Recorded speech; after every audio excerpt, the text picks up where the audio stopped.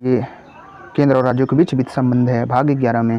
चलिए देखते हैं। पहला है 268 अनुच्छेद 268 जो है इसमें लिखा बताया गया है कि संघ और राज्यों के बीच राजस्व का वितरण किस प्रकार होगा। तो अनुच्छेद 268 में है संघ और राज्यों के बीच राजस्व का वितरण। देखिए पहला संघ द्वारा आरोपित और संघ द्वारा एकत्र और संघ द्वारा उपयोग किया जाने वाला टैक्स है। देखिए ये जितना भी रेलवे कर हो गया, डाक तार पर कर हो गया, टेलीफोन पर हो गया, संचार व्यवस्था पर जितना भी ये कर होता है, टैक्स प्राप्त होता है, वो राज्य सरकार खुद लगाती है और उसे एकत्र भी करती है और उसका उपयोग भी राज्य खुद कर लेती है। जितना भी है रेलवे का, डाक तार का, टेलीफोन का और संचार का। चलिए दूसरा है राज्यों द्वारा आरोपित एकत्र किया गया उपभोग किया जाने वाला, यानी इसमें भी दूसरा में है राज्य लगाएगा और एकत्र करेगा और उसका उपभोग भी करेगा राज्य खुद। जैसे कृषि कर, भूमि कर, नशीली पदार्थों पर कर, दवाइयों के बिक्री पर कर, ये सभी राज्य खुद लगाता है और एकत्र भी करता है और इसका उपयोग भी वह खुद करता है, किसी को नहीं बांटता। तो कृषि कर, भूमि कर, नशीली पदार्थों पर कर और दवाइयों पर कर राज्य सरकार लगाती है और उसका उपयोग करती है। तीसरा है संघ द्वारा आरोपित एकत्र किया गया मगर पूर्णतः राज्य को दिया गया कर। ऐसा कर होता है जैसे उत्तराधिकारी कर हो गया, संपत्ति शुल्क कर हो गया, यानी कि भूस्वामी के अलावा जो होता है संपत्ति शुल्क कर, रेलवे कर, रेलवे, वायुयान, जहाज आदि पर जाने वाले सामानों पर और यात्रियों द्वारा सीमावर्ती कर। तो ये जितने भी रेलवे हो गए, वायुयान हो गया, जहाज़ हो गया, वहाँ जो यात्री आते जाते हैं, यात्रियों पर जो सीमावर्ती कर लगता है और वहाँ जो सामान आता है जाता है राज्यों में, उन पर जो कर लगता है वो राज्य को दे दिया जाता है। संघ उसे लगाता संघ है और एकत्र भी संघ करता है, लेकिन उसे राज्यों को पूर्णतः दे दिया जाता है। जैसे उत्तराधिकारी कर और संपत्ति शुल्क, उसके साथ रेलवे, वायुयान, जहाज़ों द्वारा लाए जाने वाले सामानों पर कर और यात्रियों पर जो सीमावर्ती कर लगता है वो संघ राज्य को दे देता है। चौथा है संघ द्वारा आरोपित और राज्यों द्वारा एकत्र उपभोग किया जाने वाला कर। देखिए इसमें सिर्फ संघ लगाता है और राज्य एकत्र करता है और खुद उसका उपभोग भी कर लेता है। जैसे कुछ स्टाम्प शुल्क और दवाइयों व प्रसाधन सामग्री पर आयकर शुल्क, ये सभी संघ लगाता है, लेकिन इसका उपभोग और एकत्र कौन करता है? राज्य सरकार करता है। स्टाम्प शुल्क और कुछ दवाइयों पर और प्रसाधन सामग्री पर जो आयकर शुल्क होता है। और देखिए पाँचवा है संघ द्वारा आरोपित एकत्र मगर राज्यों के साथ बांटे जाने वाला।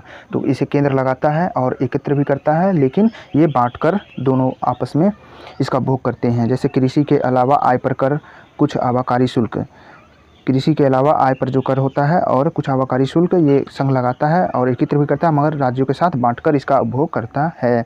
तो ये थे कुछ संघ और राज्यों के बीच राजस्व संबंध करों का। नेक्स्ट है देखिए देख लेते हैं दिल्ली सल्तनत और उसके प्रमुख शासक। देखिए दिल्ली सल्तनत 1206 से 1526 तक 5 राजवंश इस पर शासन किए थे। 1206 से 1526 तक। सबसे पहले गुलाम वंश आया था, फिर खिलजी वंश, फिर तुगलक वंश, फिर सैयद वंश, अंतिम में लोदी वंश आया था। और सबसे अधिक शासक किसके हुए थे? तो गुलाम वंश के 11 शासक हुए थे सबसे अधिक। सबसे पहले गुलाम वंश, उसके बाद खिलजी आया था। ऐसे ट्रिक लगाते हैं ना लोग कि गुलाब खिला तो सेंट लो, ऐसे कुछ है ना, से गुलाब, खिलजी, तुगलक, सैयद, लोदी, इस प्रकार है। उसके बाद तुगलक वंश जो 9 शासक थे इसमें। देखिए पहला है गुलाम वंश का स्थापना किसने किया था? ऐबक किया था। 1206 से 1210 उसका शासनकाल था। ऐबक था पहला 1206 से 1210 तक। उसके बाद आराम शाह आया 1210 में, लेकिन वो ज़्यादा दिन रह न सका। फिर उसके बाद इल्तुतमिश आया 1206 से 1236 तक। फिर इल्तुतमिश के बाद आया था रुकनुद्दीन फिरोज, उसका बेटा था, बहुत कम आयु का था। 1236 में ही वो ज़्यादा दिन तक नहीं रह पाया। फिर रजिया सुल्तान बनी 1236 से 1240 तक। यानी कि रजिया सुल्तान इसे कहा भी जाता है कि मध्यकालीन भारत में पहली मुस्लिम महिला शासिका बनी थी, रजिया सुल्तान बनी थी, महिला शासिका बनी थी। उसके बाद फिर बहराम शाह आया 40 से 42 तक। फिर अलाउद्दीन मकसूद शाह आया 42 से 46 तक। फिर नसरुद्दीन मकसूद आया 1246 से 1266 तक। फिर आया गयासुद्दीन बलबन 1266 से 1287 तक। सबसे अधिक यही ज़्यादा नामी था। तो गुलाम वंश में बहुत सारे को लगता होगा ये गयासुद्दीन बलबन गुलाम वंश का शासक नहीं है, जबकि ये गुलाम वंश का ही है। लगता है ये तुगलक वंश का है, लेकिन ये गुलाम वंश का शासक था। फिर मोइनुद्दीन कैकुबाद आया, अंतिम में यही था, कैकुबाद था। गुलाम वंश का अंतिम शासक क्यूमर्स था। अंतिम शासक गुलाम वंश का क्यूमर्स था, जो 1290 में बना था अंतिम। तो देख लीजिए देखिए क्रम में पूछेगा तो ऐबक के बाद आराम शाह, तब इल्तुतमिश, उसके बाद फिरोज शाह, उसका रुकनुद्दीन फिरोज शाह बेटा, तब रजिया सुल्तान। अब देखिए बलबन के बलबन और रजिया सुल्तान के बीच में 3 शासक थे। बहराम शाह, मकसूद शाह और एक नसरुद्दीन मकसूद शाह था। तो बलबन 1266 से 1287, उसके बाद क्यूमर्स 1290 अंतिम। बलबन के बीच में एक कैकू बात था। तो ये गुलाम वंश के 11 शासक थे। उसके बाद आया खिलजी वंश। खिलजी वंश का स्थापना किसने किया था? जलालुद्दीन फिरोज खिलजी ने किया था 1290 में। ये तुगलक वंश को समाप्त करके 1296 तक इसका शासनकाल था। जलालुद्दीन फिरोज खिलजी 1290 से 1296। फिर उसके बाद 1296 से आया 1316 तक अलाउद्दीन खिलजी। फिर आया शिहाबुद्दीन उमर अलाउद्दीन खिलजी के बाद, मात्र 35 दिन तक था। उसके बाद आया मुबारक शाह खिलजी। फिर अंतिम शासक था नसरुद्दीन खुसरो खां 1320 में। तो खिलजी वंश का अंतिम शासक नसरुद्दीन खुसरो खां, ये 1320 में अंतिम शासक। जबकि पहला जलालुद्दीन फिरोज खिलजी जिसने स्थापना किया 1290 में, 1296 तक चला। फिर 96 के बाद आया अलाउद्दीन खिलजी जो महत्वपूर्ण शासक था। अलाउद्दीन खिलजी 1296 से 1316 तक दक्षिण में विजय बयान करने वाला शासक। उसके बाद फिर आया तुगलक वंश। इसमें 9 शासक थे। खिलजी वंश में 5 शासक। तुगलक वंश में 9 शासक। गयासुद्दीन तुगलक सबसे पहले जो तुगलक वंश का स्थापना किया 1320 से 1325 उसका शासनकाल था। फिर आया मोहम्मद बिन तुगलक MBT, यह 1325 से 1351 तक शासन किया। फिर उसके बाद आया फिरोज शाह तुगलक FST 1351 से 1388। फिर गयासुद्दीन तुगलक आया 2। अब फिर उसके बाद अबू बरक आया। फिर नसरुद्दीन मोहम्मद शाह आया। उसके बाद सिकंदर शाह आया। यहाँ से 2 स्वतंत्र शासक हो गए थे। एक नसरुद्दीन नुसरत शाह था जो फिरोजाबाद में शासन करता था। नसरुद्दीन नुसरत शाह 1394 से 1398। फिर नसरुद्दीन मोहम्मद शाह जो 1394 से 1414 तक लगभग या 1413 तक शासन किया। ये दिल्ली पर अंतिम शासक था ये तुगलक वंश का। तुगलक वंश का अंतिम शासक नसरुद्दीन मोहम्मद शाह जो दिल्ली पर शासन करता था। एक जो स्वतंत्र हुए थे 2 शासक, एक नसरुद्दीन नुसरत शाह था, ये फिरोजाबाद में शासन करता था। और जो दिल्ली में अंतिम था 1394 से 1414 या 1412, कहीं 13 भी लिखा हुआ रहता है, नसरुद्दीन मोहम्मद शाह ये अंतिम शासक था। तो पहला गयासुद्दीन तुगलक 1320 से 25 जिसने स्थापना किया तुगलक वंश का। उसके बाद मोहम्मद बिन तुगलक, फिर आया फिरोज शाह तुगलक। यही 3 शासक ज़्यादा महत्वपूर्ण हैं, इन्हीं से पूछा जाता है।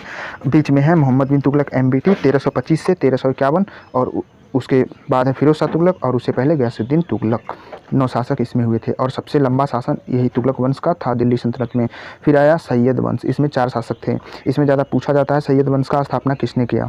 खिज्र खां ने किया था 1414 में। 1421 तक इसका शासनकाल था। खिज्र खां के बाद आया मुबारक शाह। फिर उसके बाद आया मोहम्मद शाह और अंतिम शासक था अलाउद्दीन आलम शाह जो 1451 तक था। 1443 से 1451।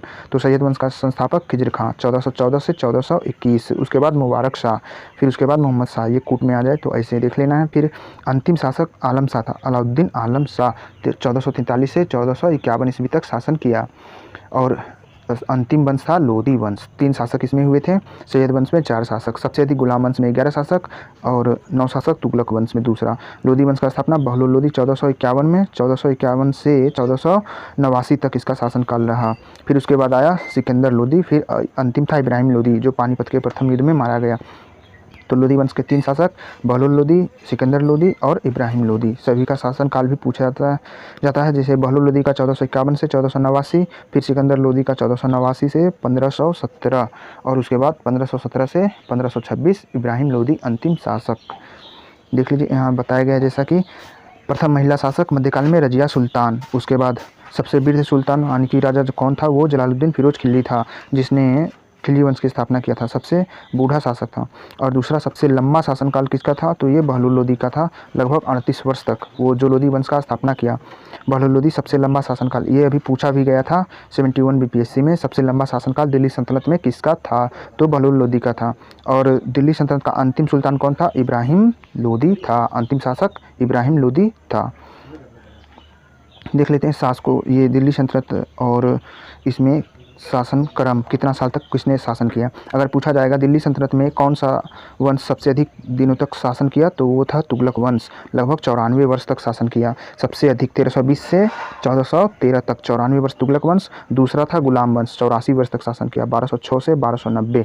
और तीसरा था 75 वर्षों तक, 1451 से 1526 लोधी वंश। तो सबसे अधिक तुगलक वंश शासन किया, उसके बाद गुलाम वंश और उसके बाद लोधी वंश। और क्रम से कैसे है? पहले गुलाम, उसके बाद खिलजी, फिर तुगलक, फिर सैयद, फिर लोधी। 1206 से 1290, फिर 1290 से खिलजी, 1320, फिर तुगलक 1320 से 1414, फिर सैयद 1414 से 1451, अंतिम लोधी 1451 से 1526। यहाँ मुग़ल शासकों का कुछ क्रम है, इसे बस याद रखना है। कौन कब था देख लीजिए। पहला देखिए, मुग़ल वंश का स्थापना 1526, जैसे लोधी वंश का समाप्त हुआ, फिर इसके बाद चला 1857 तक। बहादुर शाह जफ़र जो अंतिम था वहाँ तक चलते रहा। प्रथम बाबर आया जिसका नाम जहीरुद्दीन था, 1526 से 1530 तक इसका शासनकाल रहा। फिर हुमायूं आया, इसका नाम नसीरुद्दीन था, 1530 से 1556 तक चला।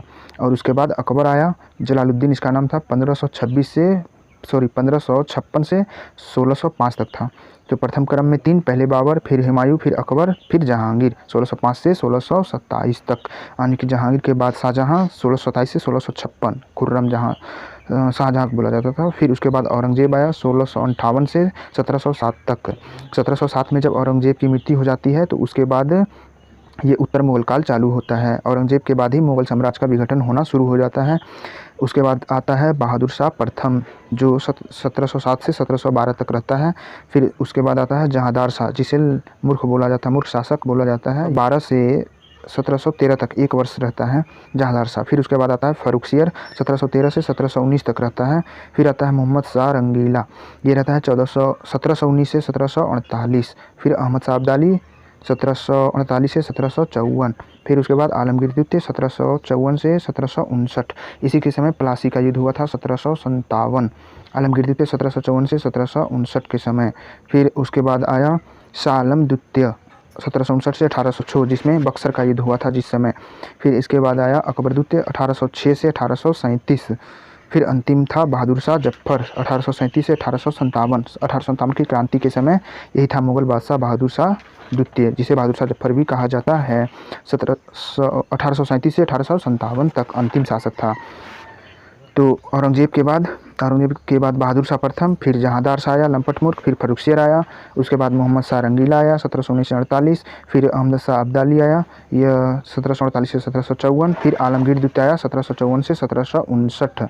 ये प्लासी के युद्ध के समय आलमगीर द्वितीय था, इसको पूछा गया है। फिर शाह आलम द्वितीय आया 1759 से 1806, ये था बक्सर के युद्ध के समय।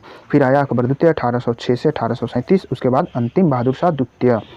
तो ये मुग़ल वंशों का क्रम था, पहले बाबर, फिर हुमायूं, फिर अकबर, फिर जहांगीर, तब शाहजहां, तब औरंगजेब। उसके बाद औरंगजेब के बाद 1707 में उसकी मृत्यु के बाद मुग़ल साम्राज्य विघटन होना शुरू हो गया था। तो ये था महत्वपूर्ण कुछ इंपॉर्टेंट टॉपिक।